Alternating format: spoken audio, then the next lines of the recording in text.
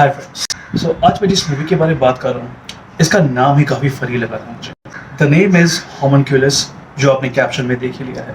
होमनक्यूलस का अगर मैं जॉनरा एक्सप्लेन करने की कोशिश करूँ तो it's like a supernatural, dark, suspenseful, kind of twisted, mind twisted in short form, nutshell, psychological thriller भी कह सकते हैं इसको। सुपरनैचुरल एलिमेंट जरूर इसको कहा गया है। एंड जब ये सारे के सारे जो कैटेगरीज मैंने अभी बताया, जॉनर्स अभी मैंने आपको बताया, like supernatural, horror, thriller, psychological thriller, इस तरह की चीजें इंडिविजुअली एज अ जॉनरा मुझे बहुत पसंद है। और जब ये एक साथ एक ही फिल्म में अवेलेबल है जिसका नाम भी काफी फनी है, होमनक्यूलस, तो I thought hey, I should surely watch it। ये नाम इसके बारे में बात करते हैं। होमनक्यूलस मुझे बहुत फनी लगा था, मुझे मतलब नहीं पता था होमनक्यूलस का इसके पहले। होमनक्यूलस मुझे लगा कि ये इतना फनी साउंड करता है और इतना इंटरेस्टिंग साउंड करता है कि जब मैं किसी से बात करूंगा कि मैंने होमनक्यूलस देखी, so it will give a really a kick when I'll speak about it। Now होमनक्यूलस का मतलब क्या है? होमनक्यूलस अगर आप रिसर्च करोगे गूगल पे, it means literally means it means a little man, एक छोटा आदमी, होमनक्यूलस। बट यहाँ पे क्या रेफरेंस है इसका? यहाँ पे रेफरेंस है एक छोटे समुदाय की, एक छोटे कम्युनिटी की, एक छोटे सेक्शन ऑफ पीपल की। मैं यहाँ पे क्लास वाला छोटा या बड़ा नहीं कह रहा हूँ, काउंट की बात कर रहा हूँ। तो एक छोटे काउंट के पॉपुलेशन की, एक कैटेगरी की, जो बाकी पोर्शन ऑफ पॉपुलेशन से अलग है। एक तरह से आप कह सकते हो म्यूटेंट, जो अपने रेगुलर जनरल लोगों के तरह नहीं है, म्यूटेंट है। अब व्हेन आई से म्यूटेंट, जाहिर सी बात है आपके माइंड में एक्समैन और एवेंजर्स की तरह चीजें आ रही है माइंड में, super powers and all that stuff. तो यहाँ पे क्या है, यहाँ पे एग्जैक्टली आपका सुपर पावर, मना नहीं करूंगा, है सुपर पावर्स एक तरह से कहा जाए तो, बट वो मेडिकली इंस्टिल्ड है। किस तरह से, आइए बात करते हैं। तो मैं विदाउट एनी गिविंग स्पॉयलर्स मैं बात करता हूँ कि यहाँ पे जो हमारे एक लीड एक्टर है, ये मूवी वैसे तो एशियन मूवी है बट आपको ये इंग्लिश में मिल जाएगी नेटफ्लिक्स पे। ये मूवी के जो लीड एक तरह से कह सकते हो, वो दिखाया गया है कि he is a homeless guy, although उनके पास बहुत पैसा है बैंक में, but due to some stuff the job lost the job. और वो पहले एक मेरे ख्याल से फाइनेंस में कोई जॉब था इनका, या बैंकर थे वो। So now he is homeless. वो अपने एक खटारा से गाड़ी में ही अपनी पूरी जिंदगी बिताते हैं, वहीं पे सोते हैं, वहीं पे जागते हैं। उनके पास बहुत पैसा है तो वो 5 स्टार होटल में जाके खाना खाते हैं। ही स्टिंक्स, वो नहाते नहीं है। तो यहाँ पे ऑब्वियसली लूप होल्स तो बहुत है कि भैया अगर आप खाना खा सकते हो होटल में जाके, तो होटल में जाके आप रहना क्यों नहीं चाहते? नाइट रह के आप धो भी सकते हो खुद को, आप कपड़े धो सकते हो, आप नहा सकते हो। But well, I am not going into the logic part. That's the scene. एक ऐसा बंदा जो होमलेस है, जिसके पास बैंक में बहुत सारा पैसा है लेकिन वो होमलेस है, और उसको एक ऐसा एक बंदा मिलता है, उसका नाम है ईटो। ईटो कहता है कि भैया आप अपने आप को वॉलंटियर करो एक मेडिकल एक्सपेरिमेंट में, साइंटिफिक एक्सपेरिमेंट में, जिसकी वजह से मैं आपको 70,000 येन दूंगा।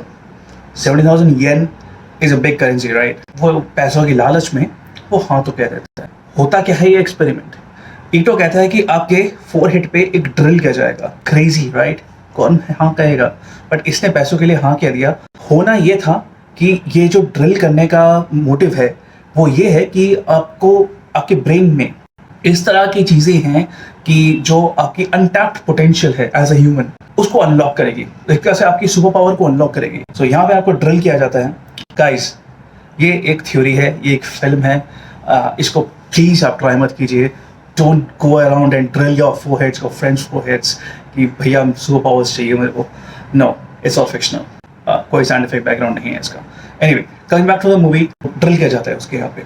उसके बाद वो अपने लेफ्ट साइड से, अपने लेफ्ट साइड के बॉडी से वो एक आभास लेता है कि सामने वाला की, एक तरह से कहा जाए तो वो अपने लेफ्ट साइड के थ्रू एक ऐसी चीज लोगों में देखता है या आसपास जनरली देखता है, कह सकते हो आपकी उसकी सिक्स सेंस जग जाती है, उसकी एक अलग से इंट्यूशन पावर जग जाती है। तो कई बार आप देखोगे इसके थ्योरी, इसके पोस्टर में या इसके ट्रेलर में, वो अपनी राइट आंख बंद करके वो चीजें देख रहा है। यही उसका मतलब है कि वो अपने लेफ्ट साइड से सारी चीजें देख रहा है। अब यहाँ पे वो लोगों की एक तरह से उनके अंदर की स्ट्रेस, उनके अंदर का ट्रॉमा, उनके पास्ट में किए हुए कुछ ऐसे ट्विस्टेड स्टफ्स कह सकते हो, वो देख लेता है।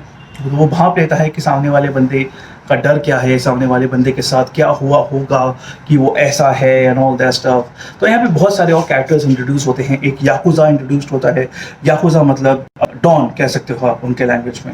एक डॉन आता है जो बहुत ही टफ सा दिखता है, लेकिन उसके अंदर एक बहुत ही एक चाइल्ड लाइक इनोसेंस कह सकते हो। उसके चाइल्डहुड में एक चीज़ें हुई थी जिसकी वजह से वो ट्रॉमेटाइज हो गया और वो लोगों को पेन देने लग गया है। बट या इस तरह से बहुत सारे लोग आते हैं। कुछ ऐसे लोग हैं जो एक ऐसी लड़की आती है जो ये इंसान उसको सैंड की तरह दिखता है, बह जाना चाहती है या स्टफ लाइक दैट। इस तरह से एक और इंसान आता है जो पानी की तरह दिखता है।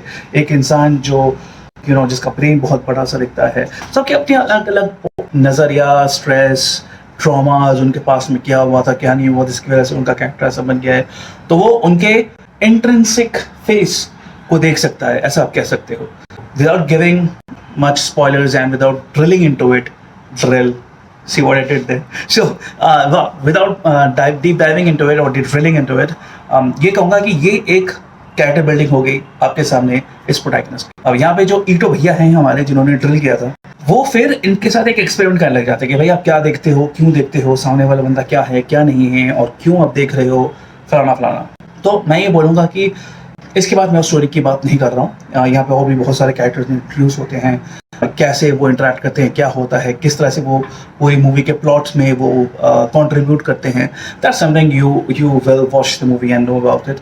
मैं ये बोलूँगा इसका जो फर्स्ट हाफ है that kept me gripping than the second half. Second half मुझे थोड़ी सी बोरिंग लगी, थोड़ा स्ट्रेची लगा, थोड़ा सा प्लॉट होल ज़्यादा लगे मुझे। और अगर मैं बोलूँ कि ये एक फैमिली मूवी है तो नहीं है। ये फैमिली मूवी तो मैं बिल्कुल भी नहीं कह सकता। इसमें बहुत सारा गोरी वायलेंस है, ब्लड है और काफ़ी आपत्तिजनक सीन्स हैं एक तरह से कह सकते हो। और बहुत ही लॉन्ग स्ट्रेच है। ऐसा नहीं कि आपने 5 मिनट के आंखें बंद कर ली या घर में कोई है तो बोल दिया कि जब पानी लेकर आ जाओ तो जब तक वो वापस आएगा तब तक वो सीन खत्म हो जाएगा। नहीं, ऐसा भी नहीं है। It's a very long scene. एक पर्टिकुलर सीन है ऑलमोस्ट एट 40-50% जब ये मूवी खत्म हो जाती है तब एक कार में एक सीन होता है। Now those who are smart they would know कि what I am talking about and those who have seen the movie they can definitely visualize what I'm talking about। तो वो सीन काफ़ी disgusting है एक तरह से आप कह सकते हो। मुझे तो काफ़ी डिस्गस्टिंग लगा, मुझे कभी गोरी लगा। जबकि वो ऐसा नहीं कहूँगा कि वो उसका कोई रेफरेंस नहीं था स्टोरी में। रेफरेंस बिल्कुल है। रेफरेंस उसकी इस स्टोरी को प्लॉट बहुत ही अच्छी तरह से बांधती है। बहुत ही उसको इस जो प्रोटैगनिस्ट है वो अपने इस सो कॉल्ड पावर्स को और ज़्यादा जान पाता है इस इंसिडेंट के बाद। तो वो इंसिडेंट ज़रूरी था, इसलिए शायद वो इतना स्ट्रेची दिखाया गया है। ग्राफिक है, it's quite graphic, it's totally for mature audience. कहा जाता है कि ये एक मांगा कॉमिक के ऊपर बेस्ड है ये मूवी। और manga comics are dark, are twisted. कहने को कॉमिक्स है, कहने को ग्राफिक नॉवेल्स है, but graphic novels, the name itself says, it's not for kids और for young adult kids, those who are mature, एक तरह से आप कह सकते हो। सो आउट एंड आउट मैं ये ज़रूर बोलूँगा कि इसकी स्टार्ट बहुत अच्छी थी, but then it lost its pace. Still I would say it's entertaining. अगर आपको एक kind of psychological thriller type की मूवी पसंद है, डार्क टाइप की मूवी पसंद है, and gory violence doesn't disturb you, so Homunculus is something which I can recommend to you. But other than that, it's not something which I will revisit it or I will call it a collection per se. ये review खत्म हो जाएगी, होमनक्यूलस के बारे में भूल भी जाऊँगा। It's not something which I want to keep the memories with me. But yeah, definitely the name itself, homunculus, sounds funny. इसकी जो ट्रीटमेंट है मूवी की वो मुझे काफ़ी डिफरेंट लगी बाकियों से। जो इसका कॉन्सेप्ट है वो काफ़ी मुझे डिफरेंट लगा। मैंने मांगा नहीं पढ़ा इसका, सो अगर आप ऑडियंस में से कोई हैं जिन्होंने मांगा कॉमिक्स पढ़ा है होमनक्यूलस का, सो लेट मी नो कि कितना क्लोजली एसोसिएटेड है the movie with the originality theme of the मांगा comic itself, the source material. You let me know and right on the comments अगर इस तरह की और भी कौन सी मूवी या सीरीज के बारे में मेरे से बात करना चाहोगे। And if you like what you see on the screen, press like. मेरा फेस पहली बार देख रहे हो तो सब्सक्राइब कीजिएगा, बेल आइकन जरूर दबाना सो तब मैं जब भी कोई वीडियो अपलोड करूँ आपके स्क्रीन पे आ जाऊँ। That's all me for now. I got more review videos for you. Stay tuned. See you on the next video. Bye.